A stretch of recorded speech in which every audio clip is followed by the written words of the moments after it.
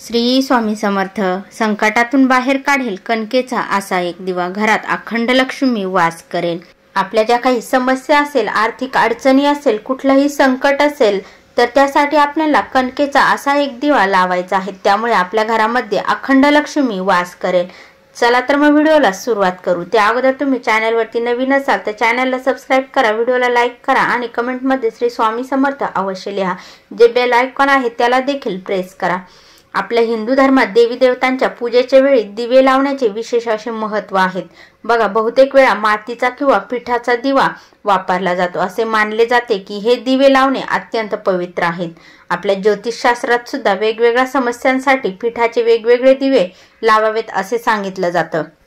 बघा, आपल्या हिंदू सनातन धर्मात देवी देवतांची पूजा, आरती आणि दीप प्रज्वलन करण्याची विशेष परंपरा आहे. दिवा लावताना त्या ठिकाणचे वातावरण स्वच्छ व शुद्ध असावे अशी धार्मिक मान्यता आहे. असे केल्याने घरात सकारात्मक ऊर्जेचा संचार वाढतो. याशिवाय माती आणि पिठाचे दिवे लावण्याची ही परंपरा शतकानुशतके जुनी आहेत. या दोन प्रकारचे दिवे लावण्याचे वेगळेच महत्त्व आहेत. पिठाचा दिवा अत्यंत पवित्र मानला जातो. असे मानले जाते की पिठाचा दिवा लावल्याने सर्व देवी देवता प्रसन्न होतात आणि व्यक्तीच्या सर्व काही मनोकामना ज्या आहेत तर त्या पूर्ण होतात. अनेक प्रकारच्या पिठापासून बनवलेले दिवे लावण्याचे महत्त्व आहेत. त्यातीलच पहिला दिवा म्हणजे गव्हाच्या पिठाचा दिवा. जर तुम्ही वादविवादाच्या समस्यांमध्ये अडकलेले असाल आणि त्यातून सुटका हवी असेल तर पूजेच्या वेळी गव्हाच्या पिठाचा दिवा लावणे तुमच्यासाठी खूप शुभ राहील. असे केल्याने वाद यासारख्या समस्यांपासून सुटका मिळेल. यानंतरचा दुसरा दिवा म्हणजे मुगाच्या पिठाचा दिवा. तुमच्या घरात जर मुगाचं पीठ असेल तर त्याचा दिवा तुम्हाला बनवायचा आहे. हा दिवा लावल्याने घरात सुख शांती टिकून ठेवण्यासाठी आणि घरातील गरिबी दूर करण्यासाठी पूजेच्या वेळी मुगाच्या पिठाचा दिवा जो आहे तर तो लावावा. असे केल्याने घरात सुख शांती नांदते आणि गरिबी दूर होते.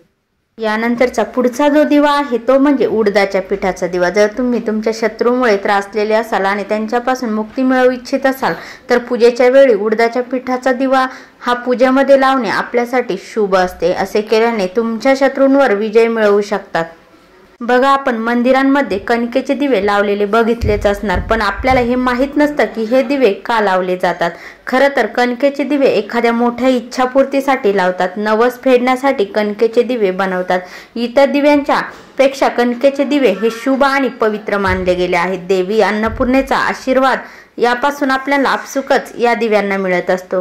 देवी आई दुर्गा, भगवान शंकर, भगवान विष्णू, भगवान श्री विष्णूंचे अवतार असलेले श्रीराम आणि श्रीकृष्णांच्या मंदिरांमध्ये कणकेचे दिवे इच्छापूर्तीसाठी देखील लावतात. कर्जापासून सुटका, लवकर लग्न होत नसेल एखाद्याचं, नोकरी, आजारपण असेल, अपत्य प्राप्ती, स्वतःचे घर, घरातील वाद, पती पत्नींमध्ये मतभेद, मालमत्ता, न्यायालयात विजय, खोटे खटके आणि गंभीर आर्थिक संकट या सर्वांच्या निवारणासाठी कणकेचे दिवे जे आहेत तर संकल्प घेऊन लावले जातात. हे दिवे वाढत्या आणि कमी होत्या क्रमात लावतात. एका दिव्यापासून सुरुवात करून 11 दिव्यांपर्यंत लावत असतात. जसे की संकल्पाच्या पहिल्या दिवशी 1, नंतर 2, 3 आणि 11 पर्यंत हे दिवे लावल्यावर यानंतर ते 10, 9, 8, 7 अशा घटत्या क्रमात देखील लावतात. कणकेमध्ये हळद मिसळून ते कणिक जे पीठ आहे तर ते मळतात आणि त्या गोळ्याला हाताने दिव्याचा आकार दिला जातो. नंतर त्याला तेल आणि तूप घालून त्यामध्ये वात लावली जाते. नवस पूर्ण झाल्यावर एकत्रितरित्या कणकेचे सर्व संकल्प घेतलेले जे दिवे आहेत तर ते मंदिरात जाऊन लावतात.